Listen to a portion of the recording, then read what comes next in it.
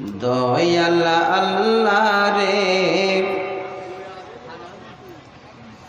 তুমি আমায় রহম করো না।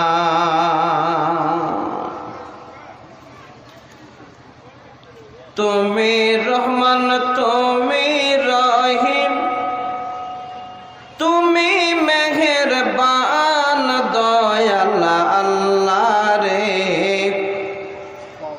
তুমি আমায় রহম করো না।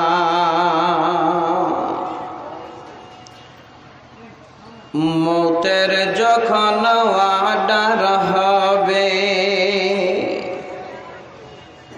আজরাইল সে বুকে বসবে